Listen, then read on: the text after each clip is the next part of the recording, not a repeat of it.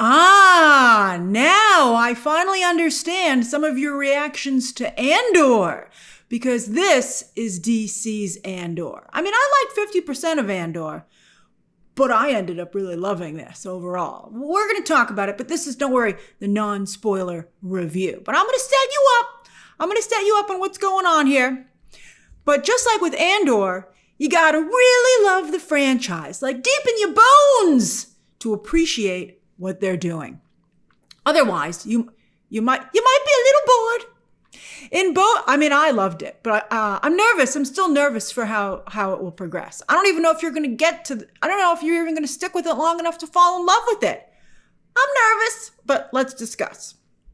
Now, like with Andor, you have a show with almost no Easter eggs. Pretty much zero.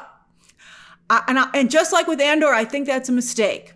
And very little big comic book style action. This is a character study. Not that cool stuff doesn't happen, but not comic book level cool stuff. You gotta pivot. You gotta pivot your expectations. This meme, though, speaking of memes, that's been going around about the show is hysterically accurate. It's very accurate. To me, a hardcore Batman fan, this reminds me, and I kind of like this, of the old school Batman comic book miniseries that would spotlight his rogues gallery individually. Remember those? If you're a big comic book Batman fan, you know what I'm talking about. This is like that. Although, even in those miniseries, Batman would show up for at least a panel or two. And this isn't a spoiler, because, I'm telling you, he's not going to show up. You might be like, okay, all right, Grace, he's not going to show up. He's not going to show up. All right. This is like, I think they don't want this to turn into a Mephisto situation. So showrunner Lauren LaFranc has actually done interviews saying Batman's not coming. And again, she's not trying to give you a misdirect. She's telling you the truth. There's no Batman in the show, which is weird. We'll talk about the show week to week, but here I'll just say it's weird considering what happens on the show that Batman doesn't get involved. There are many developments that you're like, where's Batman? Where's any law in Gotham, right? I mean, I understand if Robert Pattinson didn't want to be on an HBO show, but I'd be like, come on, man, do you care about... He said he loves... Robert Pattinson, one of the reasons his performance as Batman was so phenomenal was that he himself is a Batman fan of the comics and the character, particularly the comics, though. He did such an amazing job. So I would think he would want this show to succeed, and he'd want to show up at least once, or even just as Bruce Wayne. But he doesn't. So if he doesn't want to show up, I'd be like, well, what about Jim Gordon? Or anyone from the Gotham City Police Department, right? You got Montoya, you got Bullock, you got Flass, or maybe early versions of who will eventually become members of the Bat family, right? I'll even take Alfred. Maybe Alfred just comes by for a second. No, nobody's showing up. I'm telling you, I've seen all the episodes. No one's coming. You just got to like this show for what it is. And then even on the Arkham side, where we see Sofia Falcone in flashbacks, it was cool that it was the same set from the Batman. I was like, oh, they use a lot of the same sets from the Batman. You go back to Penguin's Club. That was all really neat. But to not even have a Dr. Jonathan Crane, a Dr. Harleen Quinzel, a Dr. Hugo Strange, or even a Dr. Jeremiah Arkham? What? It's very bizarre. But again, I like the show. So I'm going to walk you on my journey, because you're going to like, Grace, how could you have liked this? I know, I was very frustrated at first, but I came to really love it. So again, will you last long enough to have that same experience? Because I got to binge it. All right, so again, The Penguin is the Batman meets The Sopranos, but also it's extremely reminiscent of Fox's Gotham, but like an HBO version, especially with its focus on Gotham's crime families. There are some scenes where you would swear you were watching Gotham on Fox until something happens that a network show would never allow. This show is a hard R. I said I was getting ready to post my review, and one of you said, let us know if families can watch it. Nope. Unless your family would sit down to watch, like The Sopranos or Scarface. We're going to talk about Scarface. I don't know. I mean, you know what kind of content your family consumes, but just know that this show is a hard R. In a gangster sort of way. It's not like Saw or Silence of the Lambs or something like that. But I think I think Scarface is a very good comparison in terms of the graphicness of the content. And I mean that in a complimentary way, by the way. All right, so have you ever seen Scarface? If not, well, the Brian De Palma version. You should watch that. It's very good. And it might make you appreciate the show a little bit more. Also, Little House of Gucci sprinkled in there, particularly with Cristin Milioti and Colin Farrell getting his Jared Leto on. You know, at some points, Milioti is very Lady Gaga in House of Gucci, her Patrizio Reggiani, including trying to take control of a family that wants nothing to do with her. I'm like, wow, somebody watched Lady Gaga's performance, or someone should have brought it up so she could maybe be a little different. She's also, though, doing a mashup of Gotham's Penguin and Fish Mooney, especially as she becomes more and more unhinged as the show progresses. That's right! Because the Penguin can't get any other famous members of Batman's rogues gallery, they've decided to try and turn Sofia Falcone into one. Does it succeed? Kind of. I can't talk to you about it without spoilers. But all I'll say that at the end of the show, like all shows these days, they finally start to make some big moves. They start to reference the Batman movie. And you're like, now you're doing this? They're like, oh yes, season 2. And you're like, why do you always do this every single time? You don't know if you're going to get a season 2. In fact, I don't think they should have a season 2, even though I love the show. And I'll talk about that at the end of the review. You can see from the chapter times here. All right. Now, you might be like, I don't know, Grace, this doesn't sound very good. But as I said, if you're a hardcore Batman fan, I don't know how casuals are going to feel, to be honest with you. Although in some ways, maybe casuals would find this more accessible. I did, after I binged it, I did call up my parents and say, I think you might want to try The Penguin. You just have to have seen the Batman movie, and even then, kind of. And I think you might like this. Because again, they like Scarface and stories like that. So they're going to try it, by the way. I talked them into it. I'm very excited about that. I'm like, yes, come into my world. They like what I like, but they're not like a huge fan of comic books and stuff. They're like, that's nice, Grace. I'm like, take it seriously. And this is a very serious show. It's very good. But I actually, as I said, came to love the show. That's right. Love it. But it wasn't love at first sight. Woo! The first episode, well, it gave me some laughs. There's one thing that really made me laugh out loud. I can't wait to talk to you about it. And it's some oohs and ahs. Overall, I was like, meh, this show doesn't have enough Batman in it. But with episode 3, the show started to really cook. And I was like, wait a minute, do you actually have something here? And I feel the answer to that is yes. Which is why I'm not sure, though, how a weekly release is going to work for this show. It debuts a week from today on Thursday night, September 19th. Before, for some reason, switching to Sundays the week after. Not the next Sunday, but the Sunday after that. So there's 10 freaking days between episodes 1 and 2. And then, as I said, I don't really feel the show clicks until episode 3. But will you get to episode 3? That's not until October 6th.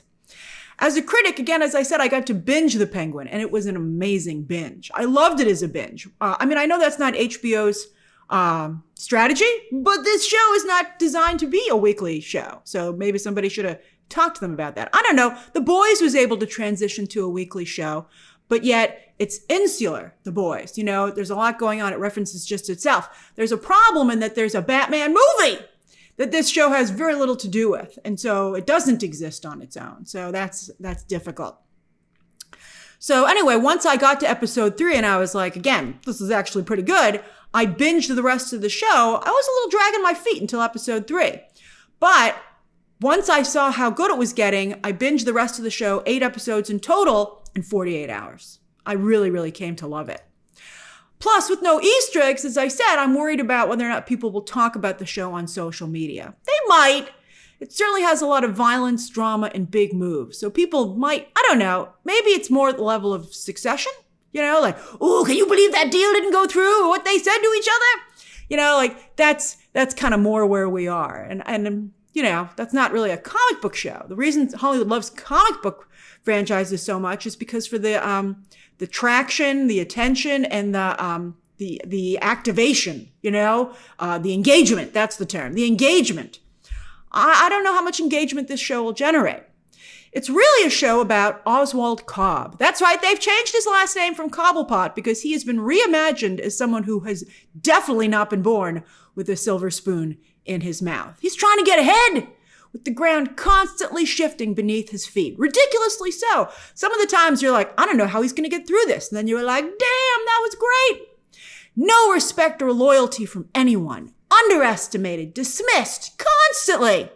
And I think that makes him relatable and sympathetic. Certainly to new character Victor, who I've seen some say, I was talking to another member of the press and they said he was like Penguin's Robin. And I was like, you're right, because Penguin meets Victor when Victor's trying to boost his car. Jason Todd, baby. And of course, Victor is someone who Oz takes under his wing, a protege, but also in many ways a son. So wait a minute, are they doing a Sony Marvel bit where suddenly Penguin is an anti-hero? No, they are not. Oh my God. Let's just say, ultimately, Colin Farrell's Penguin is revealed to be the most evil and disgusting and morally disturbed comic book character that I've ever seen in a Hollywood production.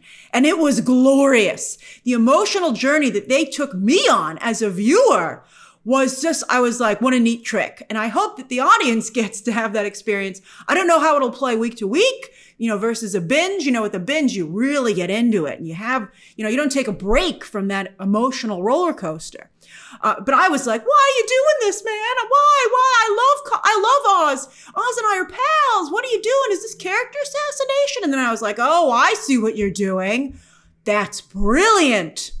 So we'll see if we can have this conversation. I mean, we'll have it in the breakdowns, but I don't know how many of us will be having that conversation. You can't even tell it's Colin Farrell. He's as unrecognizable as Jared Leto was in House of Gucci. A performance which I enjoyed. I thought he was funny, but most people were laughing at that performance when House of Gucci, of course, came out. So I'm not sure how people will react to Colin Farrell's performance here. I mean, again, I liked it. I hope other people like it. I mean, at least he did a test run in the Batman movie where it was well received. So hopefully people will still continue to like it. But it's front and center here. It's a little over the top, sure, but he's a Batman villain called the Penguin, right? And as a massive Batman fan, Farrell won me over. I mean, again, as you know, I like Elseworld stories. I like playing with ideas and introducing new concepts. And, The Boys does that. But I think sometimes people don't like doing that with the actual properties, proper. I mean, I always enjoy it, but it's gotten Marvel, DC, and Star Wars all in trouble. So I'm curious to see how it's received here. I do wish that Farrell's Penguin had more meme and GIF moments like his, "What are you showing me here?" from the movie. That was fantastic. And I wish that had been layered into this. That would have helped counter not having a lot of comic book Easter eggs. Like how, Anthony Starr's Homelander expressions have done so much for that show, creating all these memes and GIFs. And so I wish that maybe they will be created. I didn't catch a lot of them, but, sometimes the internet works its magic. So I wish the show had understood that and tried to at least make that an element because it was so great in the movie. Speaking of over the top, it's almost like Farrell is getting his Al Pacino on. Now, not like favorite son Michael Corleone from The Godfather, although of course there are elements there because it's crime families. But this reminded me of Pacino's Tony Montana, who also had to fight his way to the top.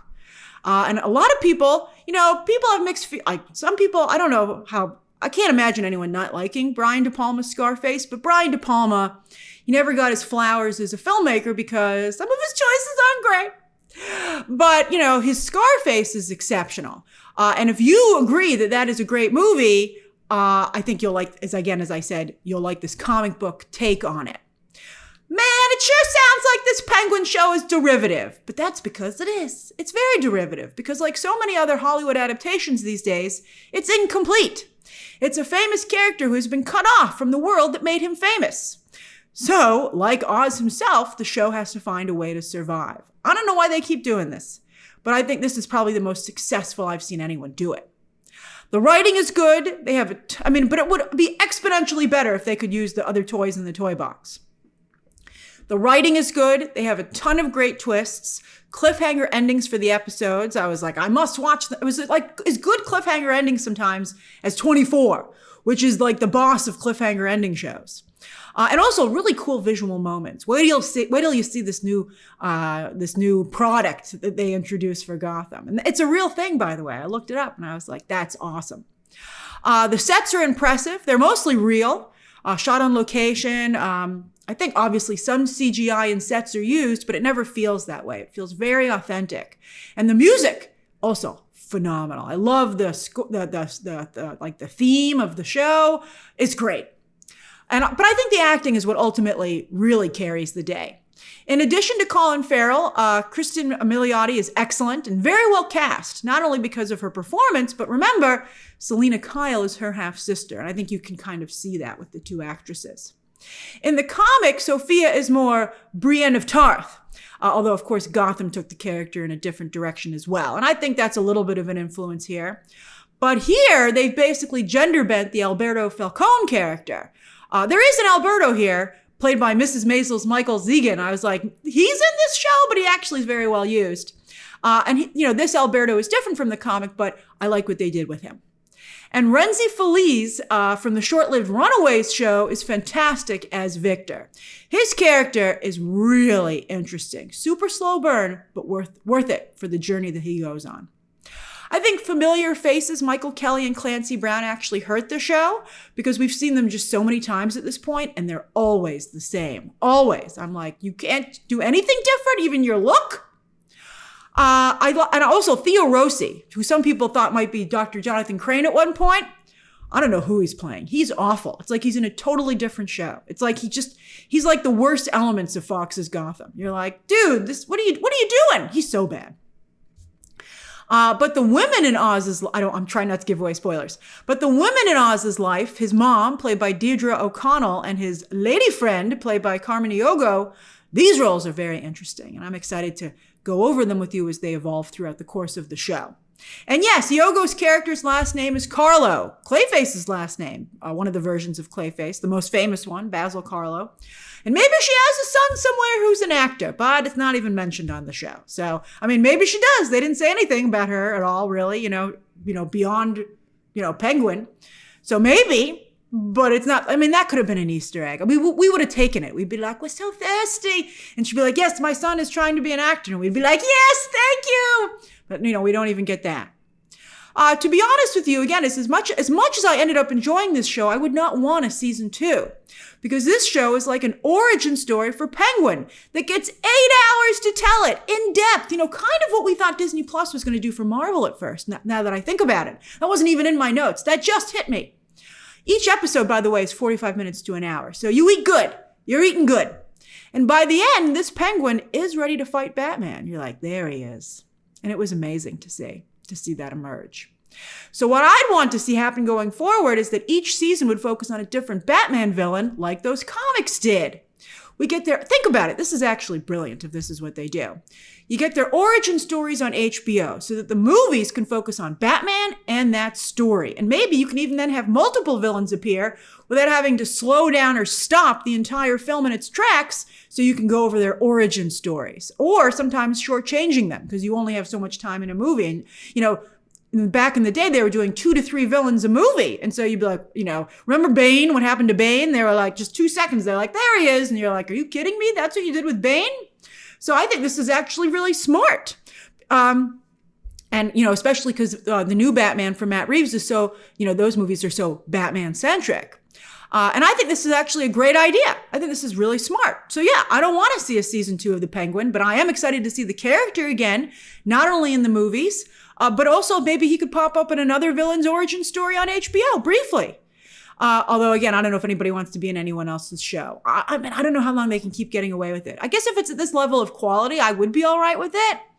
Maybe. Also because other comic book villains in Batman's Rogues Gallery, they have more supporting characters. Penguin is particularly isolated.